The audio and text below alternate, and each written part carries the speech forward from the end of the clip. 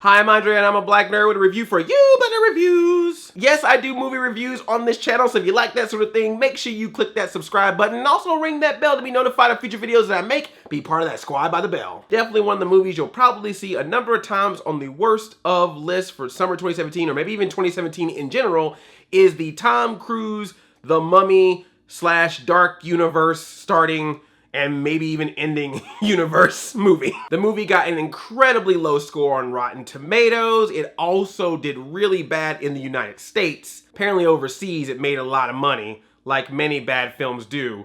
I'm not trying to be that type of American, but I'm just saying, foreigners, y'all messing up our movie market. The movie recently came out on DVD, Blu-ray, and digital. I actually saw the movie in theaters, but weeks after it had been released, surprisingly, it was still in the theaters at the time. I never talked about it on video, so I figured why not now that you can actually have it readily available to watch anytime you want. But as always, I like to give a movie the benefit of the doubt, so by your request, I'm going to tell you 5 good things about The Mummy 2017. Cause I'm just kind like that. Number 1, okay, when the movie starts, you get the usual Universal logo. Boom, boom. And then it like flips around and it gets all black and dark, and then another set of words come out and it says Dark Universe. This is actually a cool logo to go along with it, kind of similar to what they do for the Marvel Studios movies or the DCEU movies. You know a movie is really bad when the first thing you say good about it is a logo. But hey, that logo was cool though. Everything after it, but that logo, props. Give an extra fruit basket to the graphics team. Number 2, the beginning of this movie actually was entertaining. It surprised me. When I was watching the first part of this movie, I was like, you know what? I think people are being a little harsh on it. And by first part, I mean like 5 minutes. So Tom Cruise and Jake Johnson, they work for the military, but they also try to hang around at the end of their missions and try to pick up some extra stuff on the side so they can sell some stuff or make some extra cash. So of course, one time that they try to do that, it gets them into trouble. They get chased after. There's explosions. There's jumping on rooftops. There's the usual Tom Cruise action stuff. And that part is actually well made and it's entertaining and it's action-packed, and I was like, okay, if the rest of the movie is like this, I can really appreciate it. It was at least a good start. This movie starts off strong in those first 5 minutes. So let's say you're watching it digitally, you download the movie digitally, legally. When it gets to be about maybe like 5% download, just start watching. And then if it doesn't finish the download after that, you're good. Number 3, there were parts in this movie that made me laugh. I don't know if they were supposed to make me laugh, but they did. There's a part where Tom Cruise and the lady that I can't remember the lady's name, but I'm gonna tell you why I remember her in a little bit. They're running away, there's something chasing them or whatever, and Tom Cruise gets in this car and he don't even wait a second for that lady to even touch a door before he's like, "Scar!" and just leaves her behind. Eventually he comes back, of course, when she's all like, "Hey!" and he's like, "Oh, I'm sorry, let me pick you up." But just for that brief moment when he drives away, leaving her behind, I was cracking up. I was like, yes! More of that, please. That was hilarious. It's one of the only times where it's hilarious intentionally. But man, that made me laugh so hard. Also, Tom Cruise pretty much becomes a cartoon character in this movie. So the mummy, the Sofia Boutella mummy, has her sights set on him. So because of that, he has this curse on him. But the curse is basically that he can't die because he has to stay alive to be a part of her, you know, coupling. That's why when they have that plane crash that you see in the trailer and he wakes up afterwards, that's the reason why he can do that, because the mummy has chosen him, so therefore he can't die until that happens. He's getting knocked out, hit by trees, hit by creatures, hit by so many different things, and he still stays alive to the point where it basically becomes like a cartoon. There's literally one point where he gets hit and he goes way up in the air and he lands on the ground, and it was some straight up Tom and Jerry stuff. Double Toasted, if you go watch their review of The Mummy, they put cartoon sound effects in some of the scenes of The Mummy where literally one time he falls, it goes, "Ew," or something like that. Go check that out because that's pretty much what this movie feels like. The mummy's on top of him in one of the scenes and she opens up his shirt and she's like trying to find a place to stab him so she can make the connection or whatever. So she's feeling like on his sides, his ribs, and then all of a sudden he just goes, and I'm like, seriously? You gonna make Tom Cruise ticklish right now? You got a mummy on top of him about about to take his life, his soul, and you really gonna be like, let's make Tom Cruise ticklish in this scene. Please, stop, I'm ticklish. What's next? Is the mummy gonna pull out a feather and pull a Don Turtelli on him? What's going on? There's even a part in this movie where they kill a baby, and it made me laugh, and that just ain't right, but they did it. So there's a part... I'm sorry, y'all. So the deal with Sofia Boutella mummy, her backstory is that she was supposed to be the heir to the throne because her father had married or had a son, but then eventually he hooked up with some lady, they had a baby, it was a boy, so she mad, so she makes a deal with the devil or some beast or whatever, something, and then she kills the parents, kills the baby, and they show her over the crib of the baby, and then she just goes with this blade, right? But correct me if I'm wrong, and I remember vividly, you heard the baby make a sound effect. And I don't mean the baby cried or screamed. I mean the baby made a sound effect. Like they took one of those CDs or MP3 files of baby_crying.mp3, put it on the movie, and it just went, wah, and I laughed. Because it just made this weird sound effect. Wah. Like, you don't need that. Like, I got the gist. When she did the slice, I didn't really need you to add wah to that. And that just for some reason made it sound goofier because the baby sound effect crying did not match the scene. At that point, just put somebody in there that just goes, ah, nuts. Ah, jeez. Oh, golly, Rick. Please let me know if I was right about that or if I'm just making that up, if I had like a Mandela effect, Berenstain Bears moment about this, but I'm pretty sure that happened. Please let me know. But of course, if you find out, that will require you to watch the movie. For that, I apologize. I'm pretty sure it happened. Speaking of Sofia Boutella, number 4, Sofia Boutella. She was a cool mummy. It was a different take. It felt different from the other mummy movies just from the fact that she was female. Her story was cool. Her actions were cool, you know, because of Sofia Boutella. She's got that whole thing. She's a girl that was from Kingsman that had the blade legs and stuff. So she knows she's very like flimsy and flexible and all that kind of stuff. So she was doing all this mummy thing and everything, twerking and twitching. But she looked really, really cool.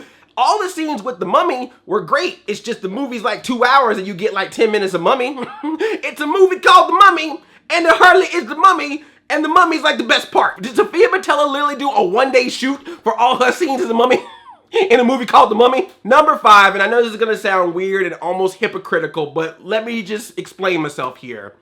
I think the idea of starting a dark universe was a good idea. The execution of it was not good, but the idea is sound. A series of movies about various monsters, particularly the Universal Studios monsters, where they're all part of the same world, where they can interact in any kind of way that they choose to do so in future movies, is actually a good idea. Even if it was just something like the movies being standalone movies, but if need be, they could reference the other movies to let you know, hey, this is all taking place in the same universe. If they didn't want to bring them all together for any specific thing, they could, but it wasn't something that they needed to do right up front and center. I think it's something they could have just done more subtly. The problem with the movie is that they feel like they need to put it front and center so much that the movie almost forgets it's a mummy movie because it's trying so hard to set up that it's a dark universe movie, all the way down to creating this organization that's going to connect them all. And I forget the name of it. It's like Paradigm or Epidermis or something. It's basically S.H.I.E.L.D. They're trying so hard to be like, this is a universe.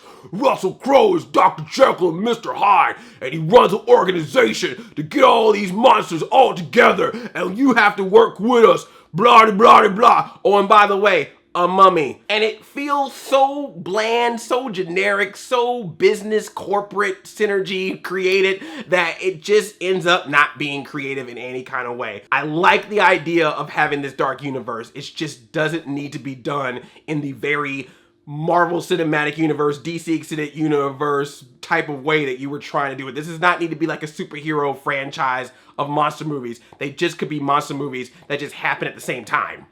That's all you need.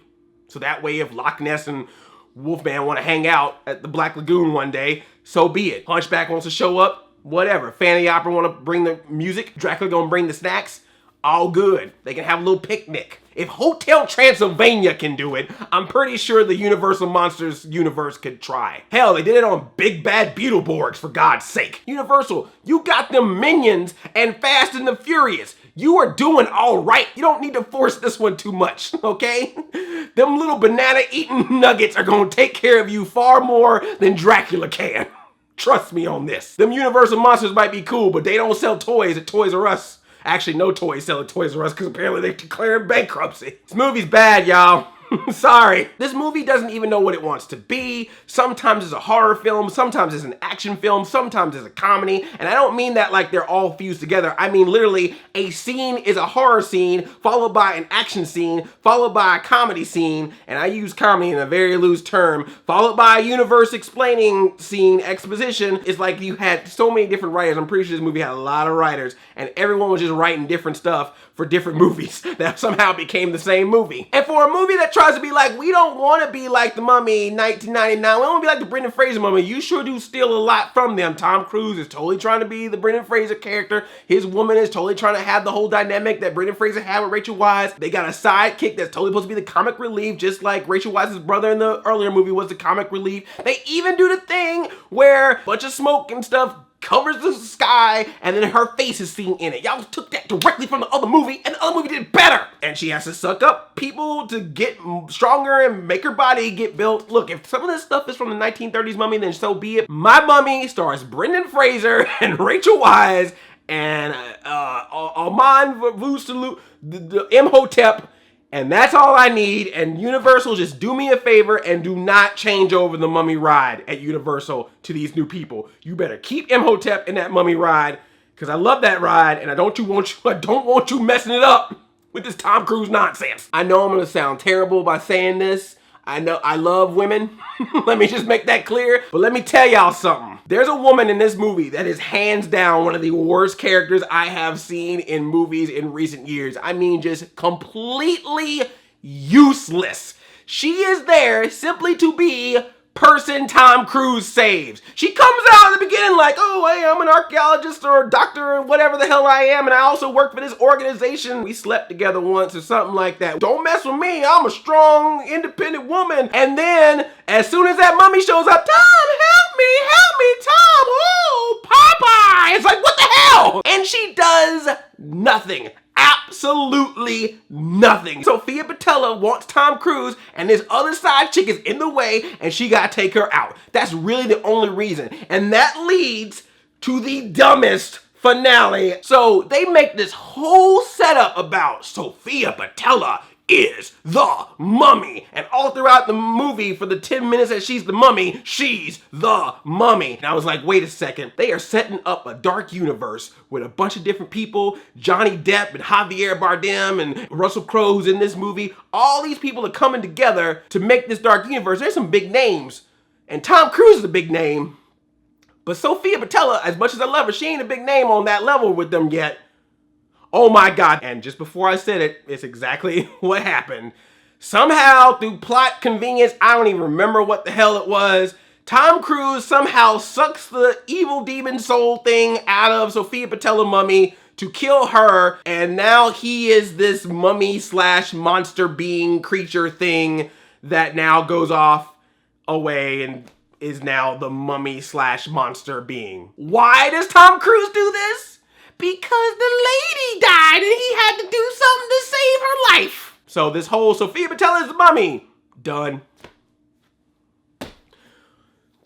What was the point? What was the point? What was the point? See this movie if you want. It's not the worst movie in the world. I'm probably being more angry about it than I actually am about it. When I watched it, I was more just like, eh. It's just, I saw a good movie here. I saw a movie. Look, I love the Brendan Fraser movie, but it can be redone. It can be rebooted. This just wasn't it. This was supposed to be the start of a new universe. Then I don't know what you're gonna do after this. Unless you just do the universe in other countries, because apparently they love it. Whatever. I don't live in China, so I don't need to like this film. Subscribe to this channel, give this video a like if you liked it. I love you like a play cousin. I'm Audi 5000 Chain Chomp Yomp.